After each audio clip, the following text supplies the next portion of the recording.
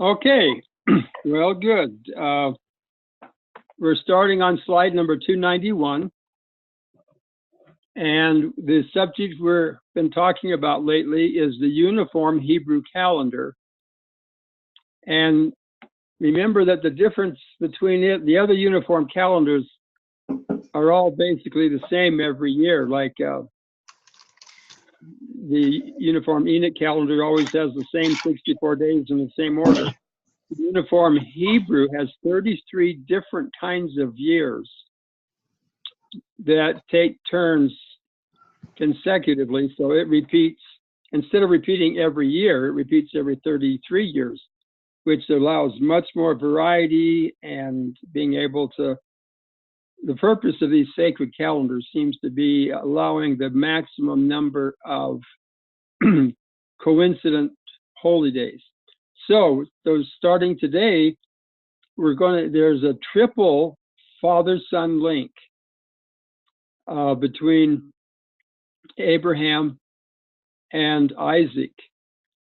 And that's really amazing on three different sacred calendars to line up. And Isaac, by the way, was about the hardest birthday to find way back when I first did this. Abraham was easy and Jacob was easy. Isaac was on a day that is not usually considered a holy day. And anyway, I didn't have a lot of witnesses at first that I had the day right, but boy, as the work continues on, now there's three links. So here we go. Abraham dies on the day 1 Sivan, which is just the first day of the third month. All of the new moon days, the new month's days, are minor holy days. So he dies on 1 Sivan, and Isaac is born on 1 Sivan. Abraham dies on 1 Resurrection on the Venus calendar. Isaac is born on 1 Resurrection. And remember that 1 Resurrection on Venus is it's a rare date. It's once every 1.6 years. And it's very important anyway. And then it's also one birth on Mercury, which comes around 3 times a year. But still, to have all three of those days line up, it's really impressive and a wonderful witness. These are wonderful witnesses that the days are correct, because these things just don't happen by themselves. Okay, next slide, 392.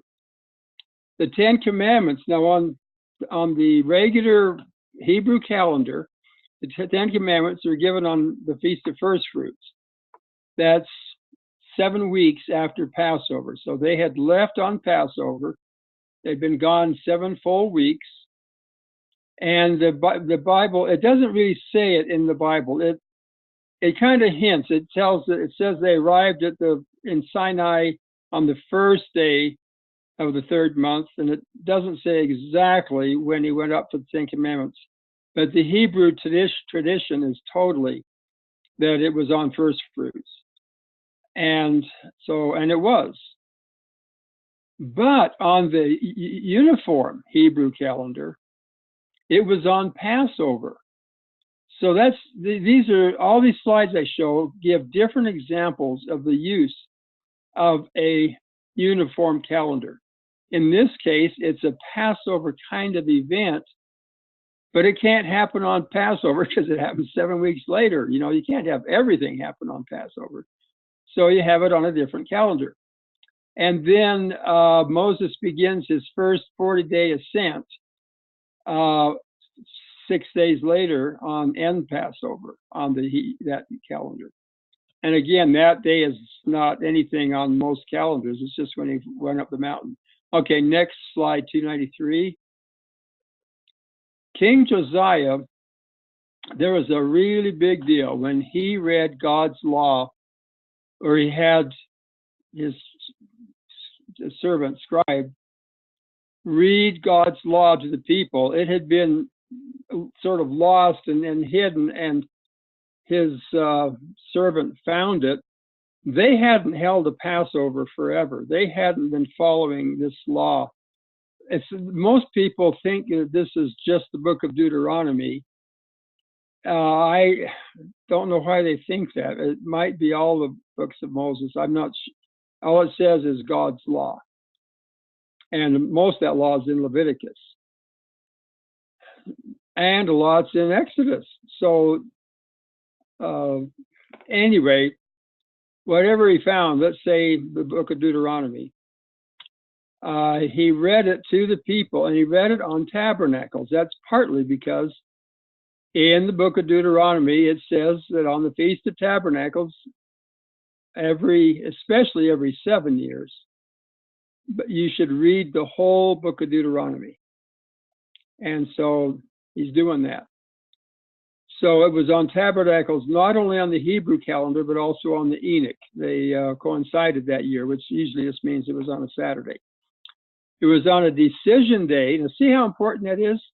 On the uniform Hebrew, it's a decision day, and that's exactly it. They've got to decide if they're going to follow this or not. You can see the king is renting his garment, his clothing. He's really upset that they have strayed so far and have not been following the law of Moses. Oh, and he's upset partly because he reads right in Deuteronomy. It tells what happens if you don't follow this, and it's a lot of strong curses. So he repents, he gets his people to repent, and that same day, but it was a decision day, namely, do we decide are we following this or not?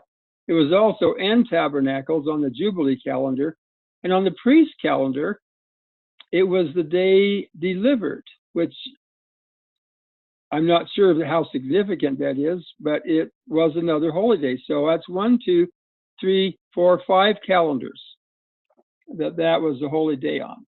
Okay, next slide, 294. Ending the 70-year exile, Cyrus, that's King Cyrus the Great of the Persian Empire, he allowed the Jews to return home. And they held a special tabernacles feast. They're going to turn home, and later he's going to get money to send them to build the temple. At first, they're just allowed to go home.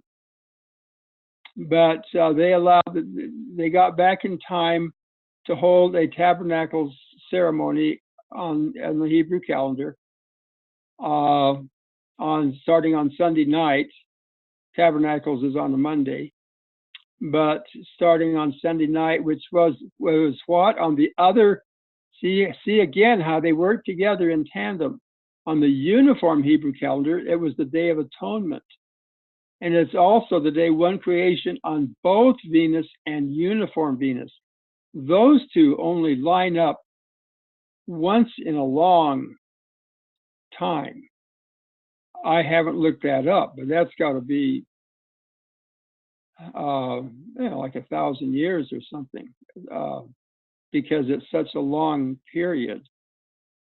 That'd be worth checking out. This is a rare alignment. So that was a big deal. Okay, 295. God uses a 7-day pattern. Not the 7-day, the day-year pattern with both the UE and UH calendars. Now that pattern we've talked about before, that is where you count years in the same way you count days. And so you count, and they work. I don't have an example on this slide of I'll work up maybe to the UH calendar, but this is just going to talk about the day-year pattern in general now. So we're kind of, it does say he uses it with both the UE and UH calendar. So that means there's a set of 33 times about 365 days, where all of the years are named the same as the uniform Hebrew calendar.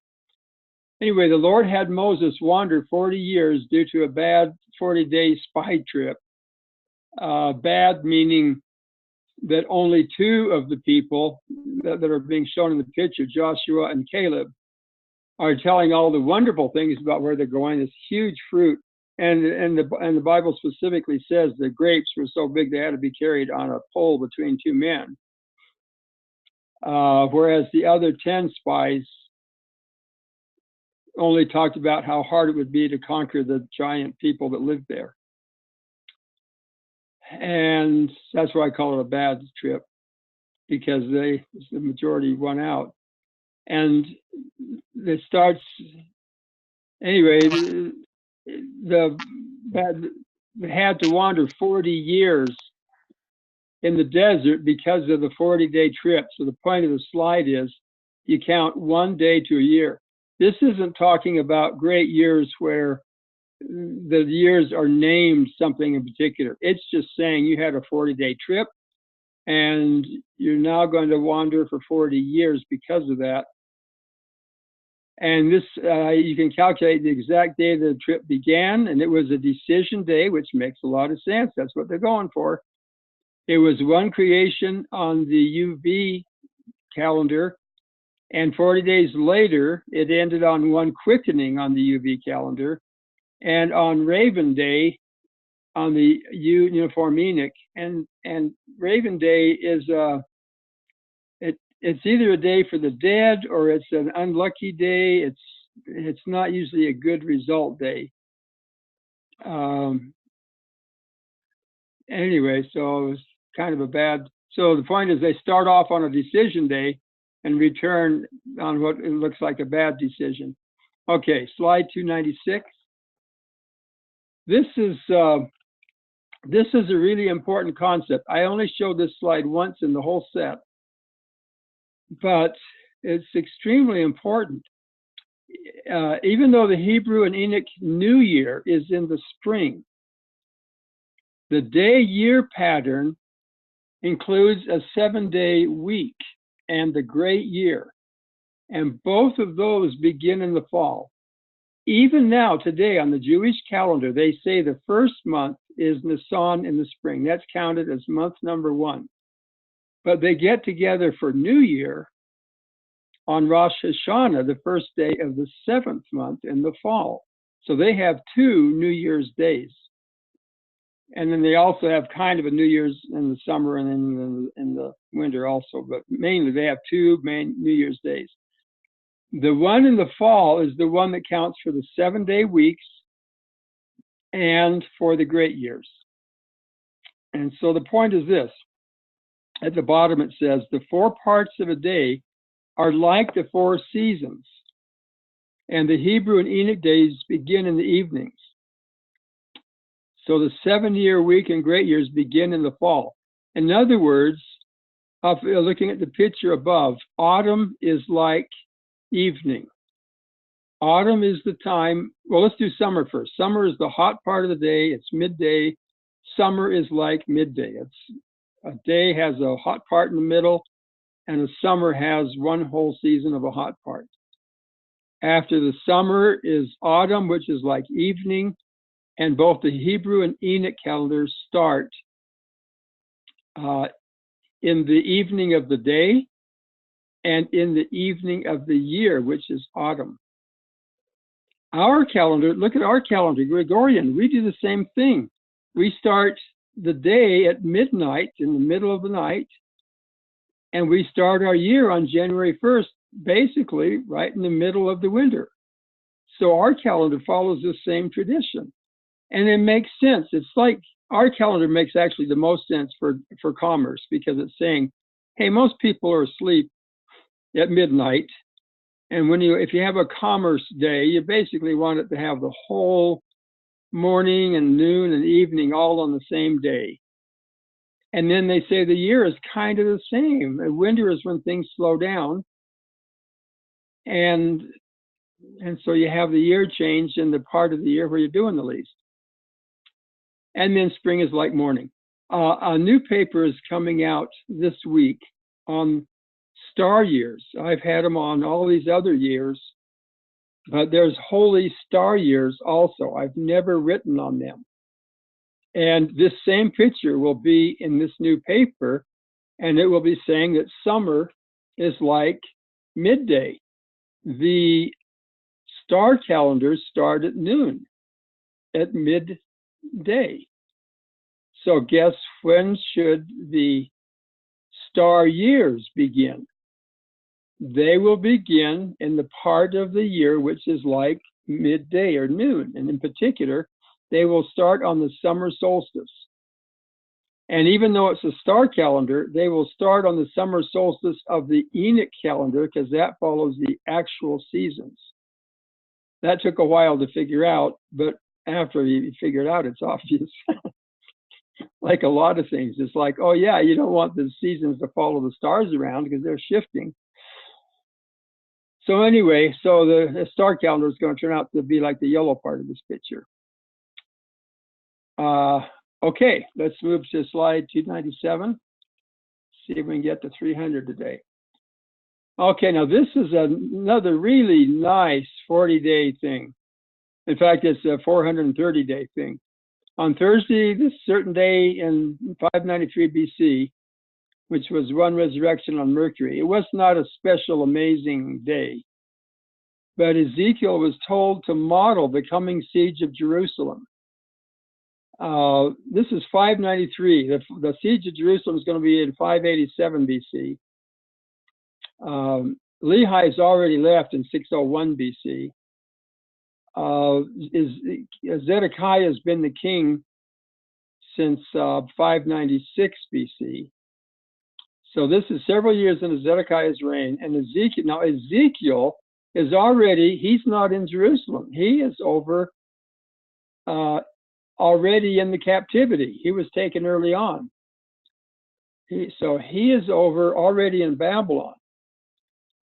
And remember that they were told that all the good grapes, all the good people had already been taken captive to Babylon, and the only ones left in Jerusalem were the poor and the not as good kind. One's not worth saving. So Ezekiel's over with them while Jeremiah stayed here. Anyway, with all that background, Ezekiel is told to lay on his right side for 40 days, representing the sins of Judah. Well, excuse me, first this is the 390. He's to lay on his side, maybe I think it was left side for them, left side for 390 days. 390 days, that's more than a year. He's to lay on his side for the sins of Israel. And then after that, for 40 more days for the sins of Judah. He was strapped down so he couldn't roll over. They actually strapped him down, and he had to eat bread that had impurities in it. They put both of those days together, 390 and 40, and adds up to 430. That is a Venus cycle. And this whole thing is going to end up to be 430 days, which then they come out even on the sacred round. So 390 is a multiple of 13, and the 40 is one more than a multiple of 13. Anyway, these dates come out. So I don't tell you what everything is, but they come out both on the sacred round and on the Venus calendar. But this is a hard thing. If you want to sign up to be a prophet, they say, okay, yeah, you get to be a prophet. Let's see. Your job is to lay on the ground and eat only bread and water for over a year, be strapped down so you can't turn over. And you set up a little model. If you look in this picture, there's a little model of Jerusalem, and he puts a thing around it, and he makes a model that Nebuchadnezzar is going to come and lay siege. And what he's modeling is these people are going to be locked in a city and starving to death. It's a lot easier to lay siege to a city, which means you just surround them and don't let anybody in or out and starve them to death. It's a lot easier than fighting a war and having your soldiers die and stuff. Anyway, this is what prophets get to do, just in case you're thinking of signing up. Okay, enough on that. We got another 5 minutes here. Let's go to 298. Here's another example of a 430-year Venus cycle. It says right in the boring part of Genesis that from the birth of Peleg to Eber's death is 430 years. And this is where everybody, just skips all this begat stuff. To me, that was one of the most interesting parts because it's all this hidden knowledge in the begats. That 430 years is an exact number, 269 Venus cycles. And Eber's a guy that doesn't get much credit for things, but he taught Isaac and Jacob the ways of God. He is between Noah and Abraham. And often people say things like there were no righteous people between Shem, Noah's son Shem, all the way down to Abraham. They were all idolaters, but Eber was not. Eber was, he and Shem had an academy together. And they did things like teach future prophets. I don't know how many people were in this academy, but it's called in the book of Jasher an academy. And both Isaac and Jacob went to study there. Jacob went, you say, well, why didn't Jacob be taught by his dad? Jacob was on the verge of being killed by his brother Esau. So this was a place for him to run away to and be taught at the same time. So the time he signed up for the academy was after he had come back. I believe it's after he had come back with, no, it was after he stole Jacob's blessing, or however you want to call that, and before he was married. It's when he went there. Okay, because Esau was after him. Anyway, Eber dies on this certain day, which is the Feast of Trumpets. On the Hebrew, it's one skull, perfect day for death on the sacred round. It's one quickening on Mars, one birth. This is the one birth. See up at the top, Peleg's born on one birth, he dies on one birth. So it's exactly 269 Venus cycle and one resurrection on the UV. So this is just putting in a plug for Eber as a good guy. Let's go to slide 299. The siege of Jerusalem. This is the siege that had been prophesied. Ezekiel had prophesied. Oh, and by the way, the Bible in 3 different places says the day on which the siege started, and to 2 different prophets, both Ezekiel, who was in Babylon, and Jeremiah in Jerusalem, were commanded by the Lord to write down the day, and it isn't even the day that Nebuchadnezzar arrived. The Lord revealed to both of them and said, today Nebuchadnezzar has set his face against Jerusalem, and write down the date.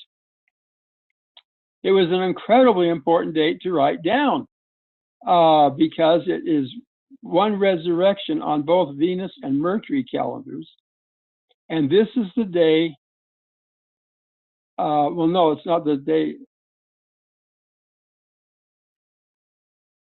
And it's dated, the way you know the years, it's dated from the date of the captivity, which starts back with the King Jeconiah.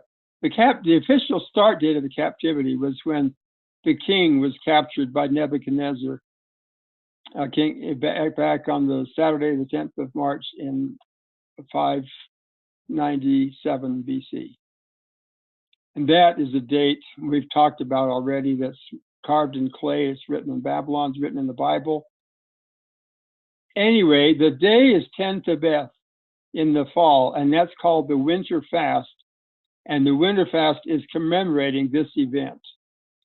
I think the Jews said, gee, if the date was worth the Lord telling everybody what it was, it's worth remembering.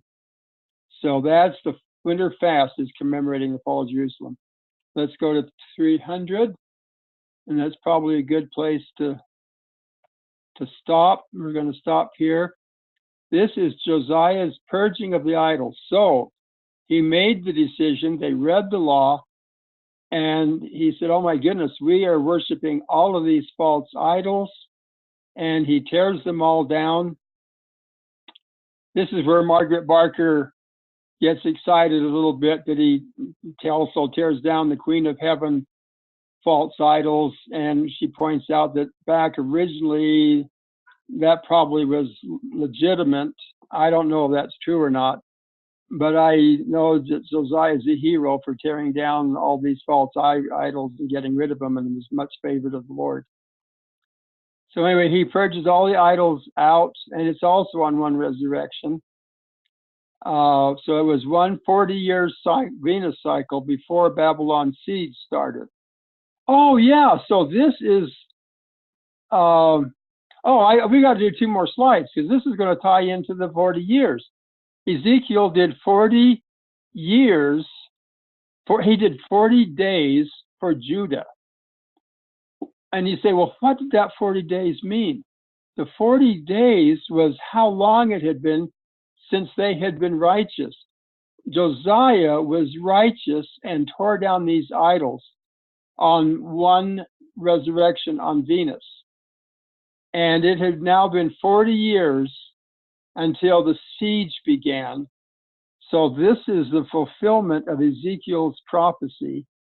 This is why he was laying on the ground 40 years for Judah, because it had been 40 years since because right after Josiah, they go right back and set up the idols again. Josiah is killed fairly soon after that. Anyway, that's what this 40 years is measuring from. We got to do about 2 more slides now. Let's go to the next one. The 430-year cycle before the siege, as per the prophecy of Ezekiel, brings us to one resurrection Venus way back in Saturday of 1019 BC. That date is 7.5 years after the beginning of the reign of King David over Judah. Just as he began to reign over Israel too. In other words, that's poorly worded. Who wrote that? What it's trying to say is that is when David began to reign over Israel.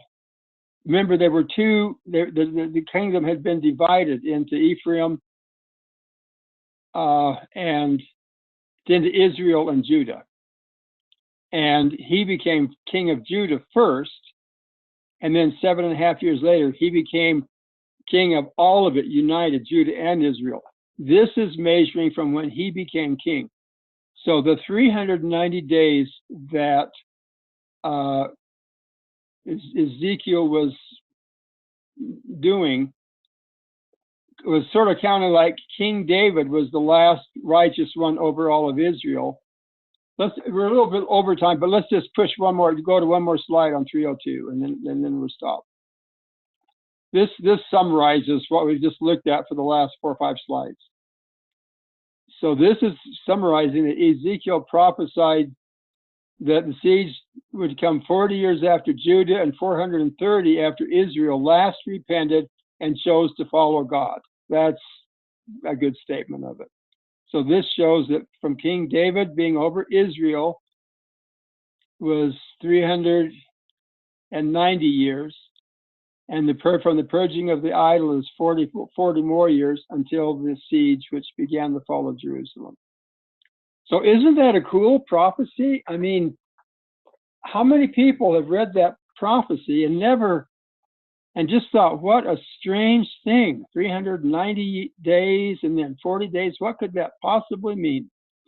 And when you go through this in sacred calendars, you can find out exactly what it meant, and it's accurate to the very day on the Venus calendar.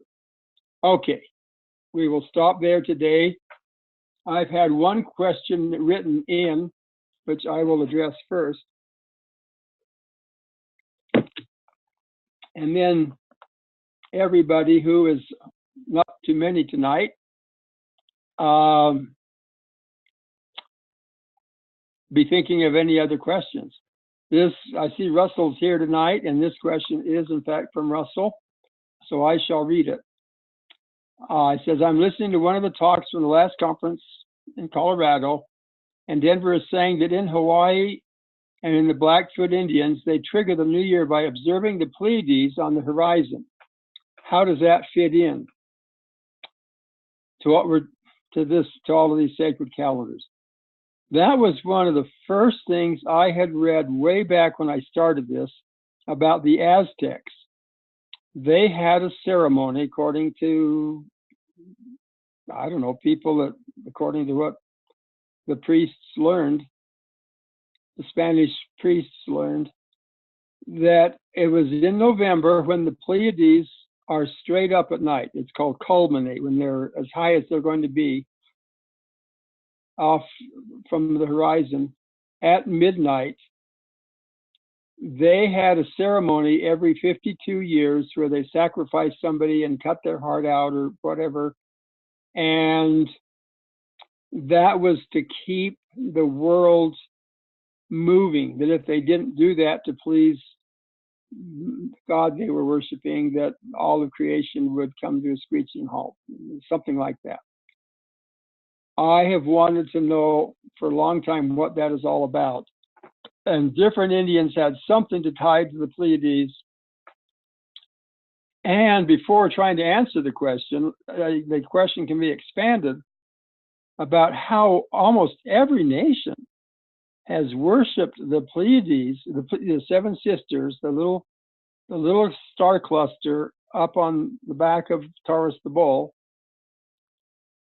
I have a book on constellations, and there's way more on this one little star cluster, which is not even considered a constellation.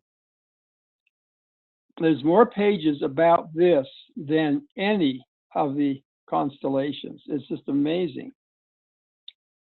So if you have a Subaru, you have a picture of the Pleiades on your hubcaps, stuff like that.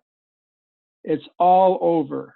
They were considered sacred. On the Babylonian, when they count the lunar mansions, I believe it was the Babylonians started, it began with the Pleiades as the center point of the zodiac circle, actually. So they've been considered very important by nations all over the world. Now, as far as the new year triggered by observing the Pleiades on the horizon, I don't have a specific answer for that any more than I have it for the Pleiades at midnight. I mean, you have to know, when did they see the Pleiades on the horizon? And if it was shortly after sunset, that could be the very day that they're straight up at night. Anyway, it has something, I believe, to do with the flood. The flood was in November. The flood destroyed the whole earth. And if you look at when the flood happened, it's like the Pleiades are straight up. And somewhere a tradition started. I guess they thought somebody forgot to sacrifice their person and the flood happened, the world was destroyed. Somehow I think it's tied to that. Also, Halloween is a 3-day celebration. In America, they celebrate, just the All Hallows Eve, when all the bad, evil spirits are out. The next day, November 1st, is All Saints Day, and the next day is All Souls Day. And the way this would be celebrated was by having a lot of people on the first night dying, and little boats have like a flood and boats, and all these people are flooded. And again, the Pleiades are up in November when the flood was.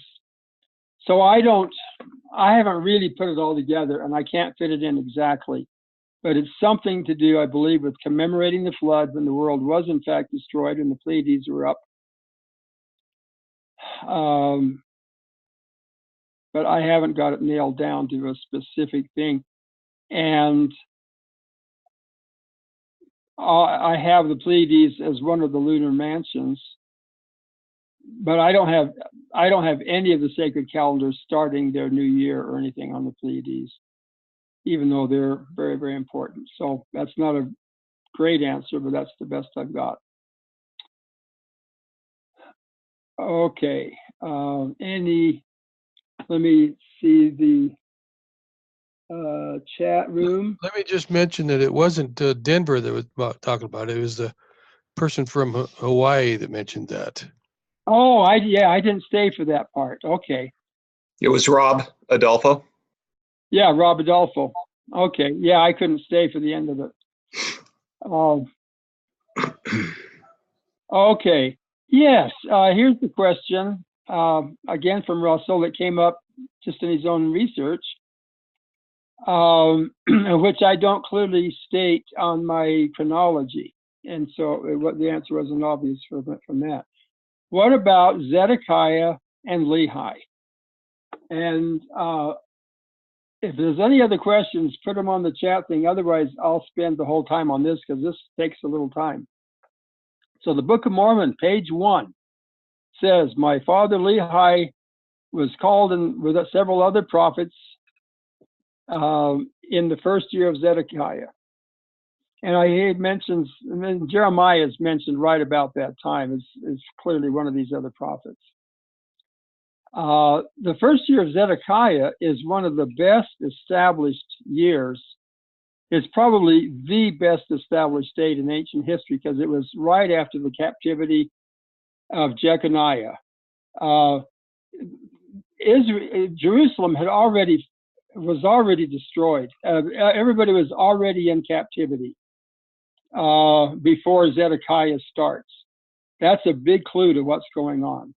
All of the rich, if you look in, I think it's 2 Kings 24, it says all of the rich people and all of the skilled laborers, like the craftsmen, had all been taken into captivity, and only the poor were left. That happened in 596. Actually, that happened in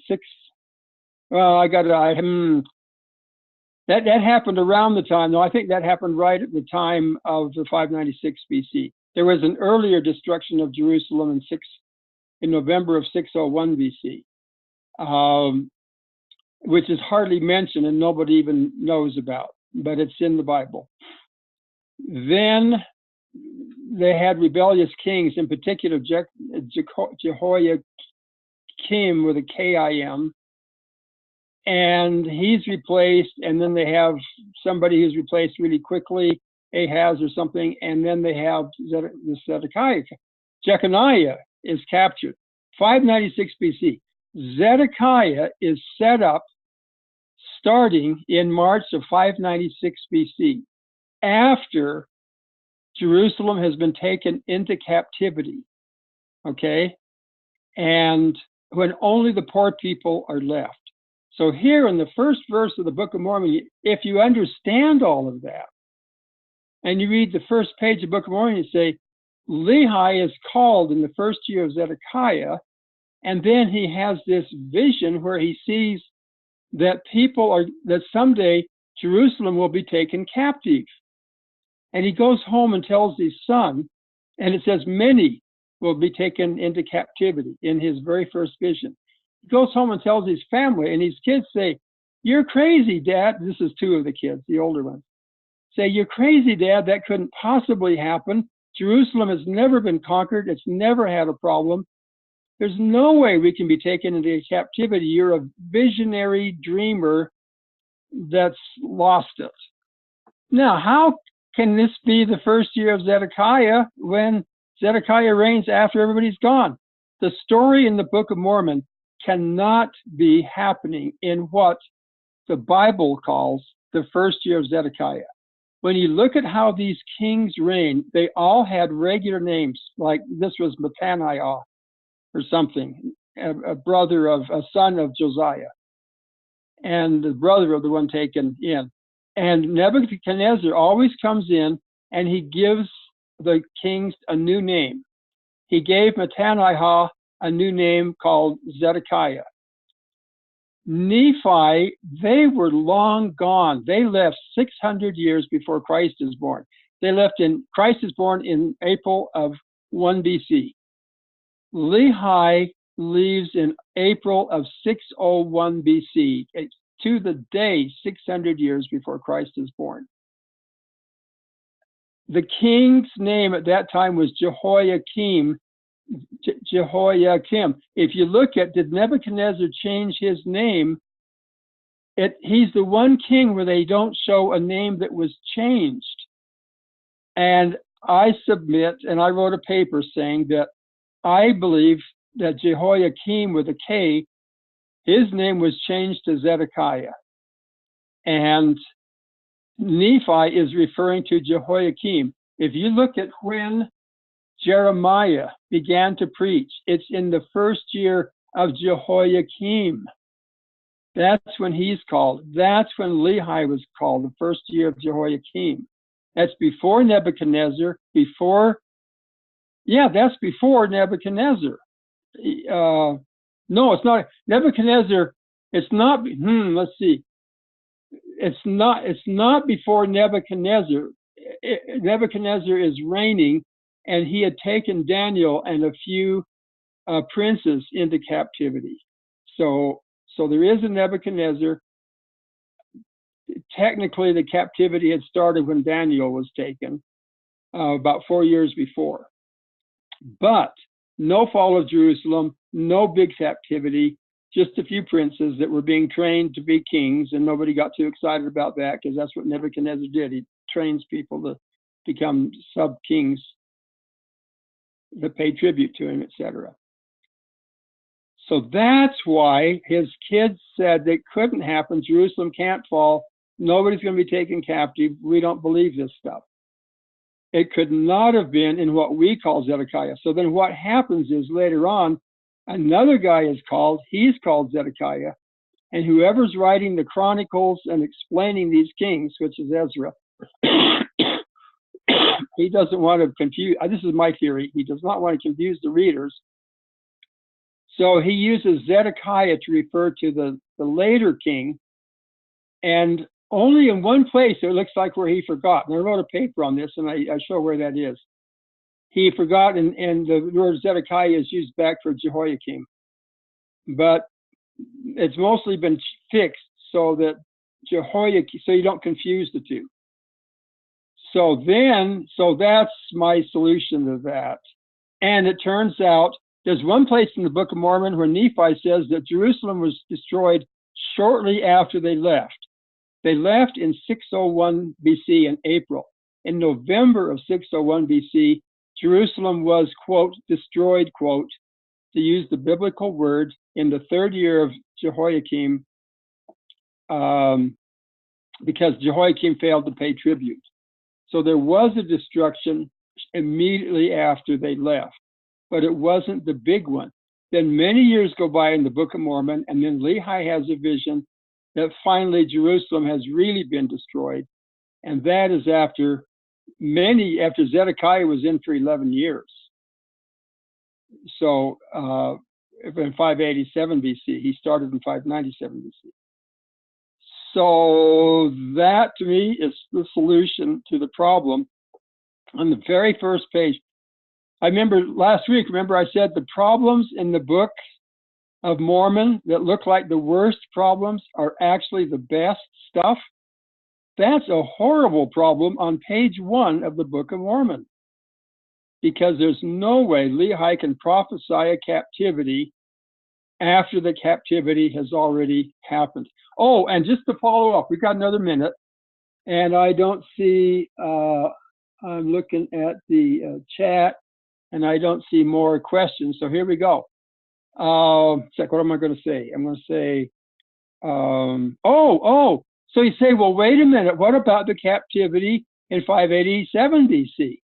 Ezekiel gives a prophecy at the very end. And this is way after the siege. Anyway, this is a separate prophecy. And he shaves his beard. I'm not sure I can remember all the details on this one. But he divides something into 3 groups, and I think it's his beard. He cuts his beard off, and he divides it into 3 piles. The one pile he burns. The second pile is blown away in the wind, and the third pile somehow he kills. It represents, I think, death. And he says what's going to happen the next time Nebuchadnezzar comes, he will not be taking captives like he did before. He's going to come with the sword, and he's going to kill people.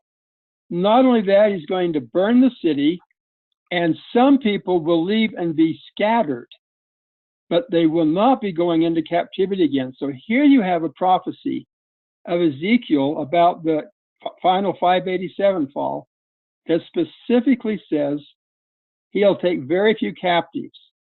When you read the Bible, it lists, I think in the last chapter of Jeremiah in 52, it lists how many captives were taken at each of the 3 times captives were taken. The first time it's like 1,000 or something. The second time is the big one, just before Zedekiah is put in. And it's something like 8,000 or 10,000, depending which account you read. At the very end, I think it's something like 800, or it's a few hundred. So most people think that the big captivity happened at the end of Zedekiah, when Ezekiel specifically prophesied, no, they won't be taking captives. That's when Zedekiah's sons were killed in front of him. See, they were killed. He's taken captive. He's blinded and taken captive. But his sons are killed in front of him, so he is one of the few taken captive. But anyway, this is misunderstood in the Bible just because of cursory readings. And also, now there's a couple of misleading verses, but when you read it carefully, there's no way that the real problem is there's no way Lehi can be predicting the captivity several years after it's already happened and have his sons not believing. That's the problem. And I have just shared with you my solution. Oh, and now it's past time to quit. So we're done for the day, and we'll see you next week. All right. Hey, thanks, John. We'll conclude and get this up on YouTube, and look forward to seeing you next week. Okay, wait, one more thing. The paper on my website is called Lehi's 600-Year Prophecy, if anybody wants to read more about it. I really summarized it pretty well there in 5 minutes, save you reading it. But if you want the details and references, that's the name of the article. Okay, see you next week. All right. Hey, thanks. You bet. Right, bye-bye. Bye.